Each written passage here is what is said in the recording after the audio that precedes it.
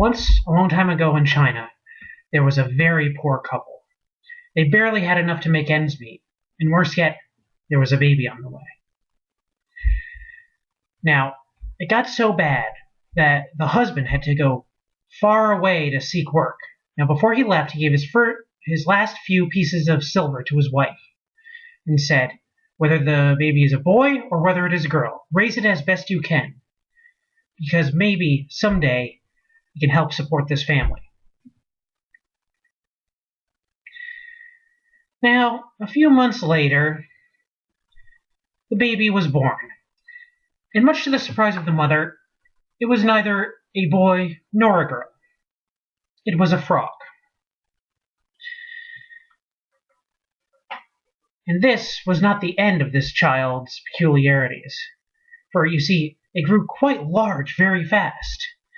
And just a couple months after it was born, before any normal child could speak,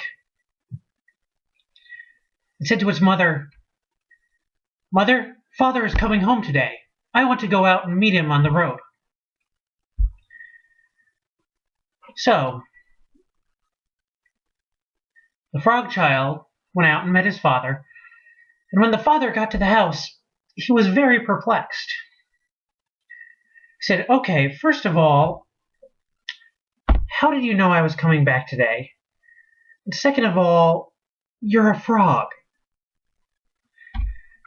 And the frog boy just said, "Well, as for the fact that I am a frog, that's quite obvious. But as for me knowing that you were coming home, that's simple. I just know everything that there is to know under heaven. In fact, I happen to know that our country is going to be invaded very soon. Father, I'd like to go to the Imperial City and help ward off the enemy." And the father said, "Oh, you have no weapons. You have no horse. You've never been on a battlefield. You've never even been in a fight.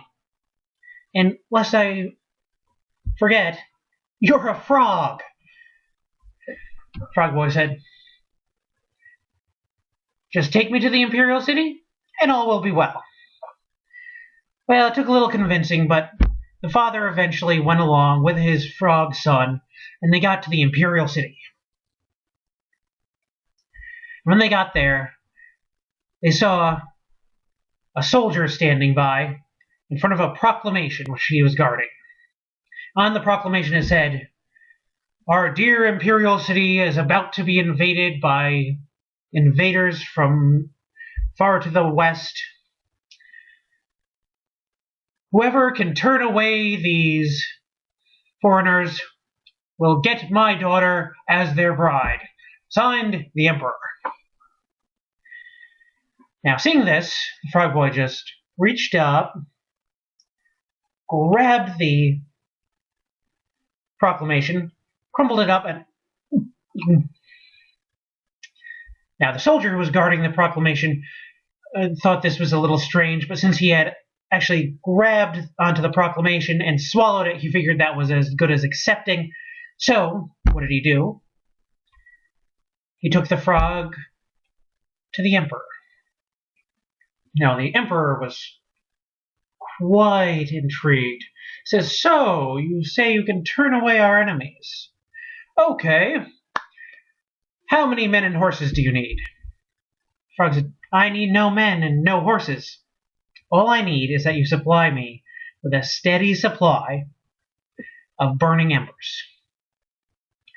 The emperor thought this was also quite unorthodox, but he said, "Okay, then. Bring in glowing embers." And the servants ran, and they ran and got big heaps of glowing embers. And what did the frog boy do? He sat down, started shoving them into his mouth and swallowing them. He did this for 3 days. And in those days, he became very big and fat. And by that 3rd day, the enemy was at the gates. The emperor came running in. "The enemy is at the gates! The enemy is at the gates! Now is the time to enact your ingenious plan."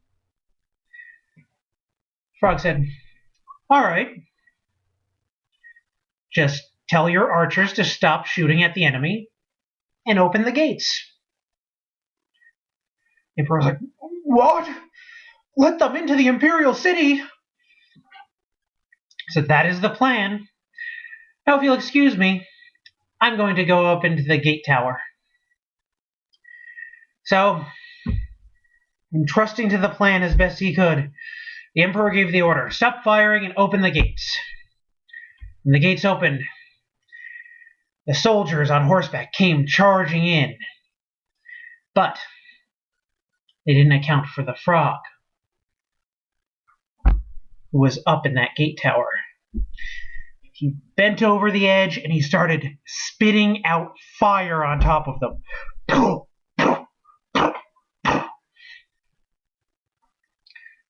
Men were singed, they were shocked, surprised, they were in disarray.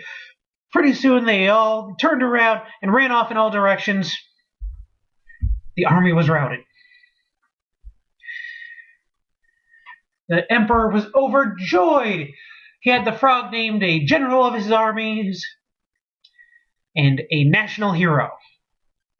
But he didn't say anything about marrying his daughter.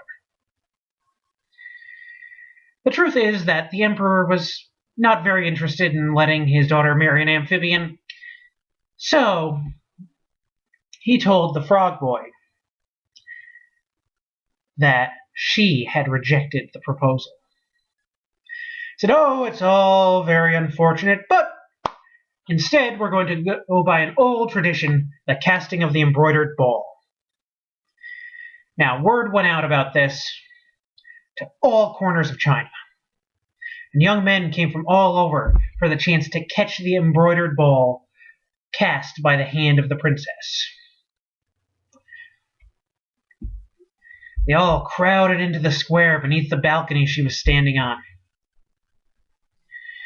And right at the edge stood the frog. She took the ball.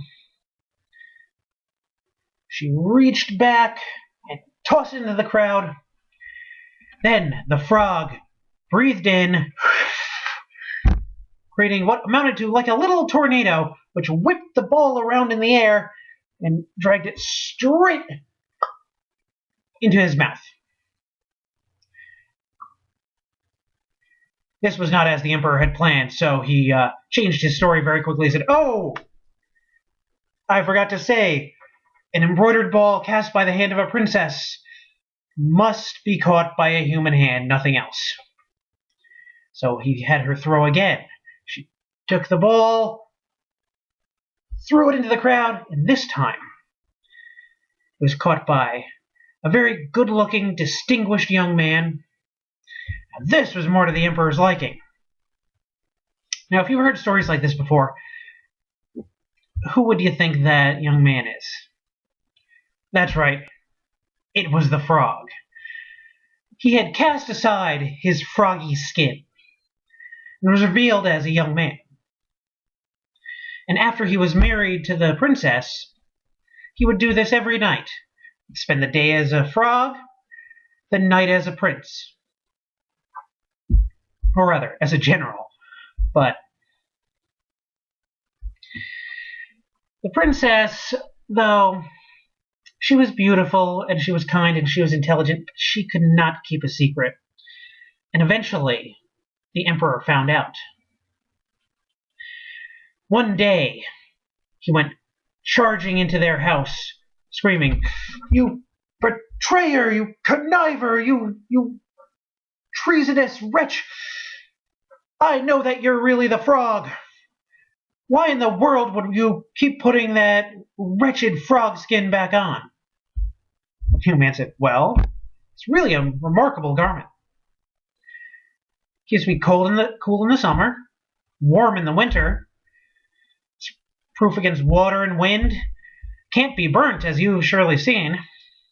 And when I wear it, I can live for thousands of years. I said, really? Well, as your emperor, I decree that I must try on the frog skin. The young man said, well, if you insist. So the emperor pulled off his dragon-embroidered robes fit for an emperor, cast them aside, and the young man picked them up and said, well, we can't let these lie here, and threw them onto his shoulders. And the emperor pulled on the froggy skin. It was kind of tight, so and he zipped it up and he got it on. It's like, very good. Now, actually, I can't seem to figure out, how do you get this off? The young man said, well, I'm afraid that's something you'll have to figure out for yourself. And from that day, one could easily say that clothes really did make the man, because that young man who had thrown on the dragon emperor robes was an emperor from that point forward. And the emperor who put on that froggy skin was a frog for the rest of his days. And the new emperor and his queen, they lived happily for the rest of time.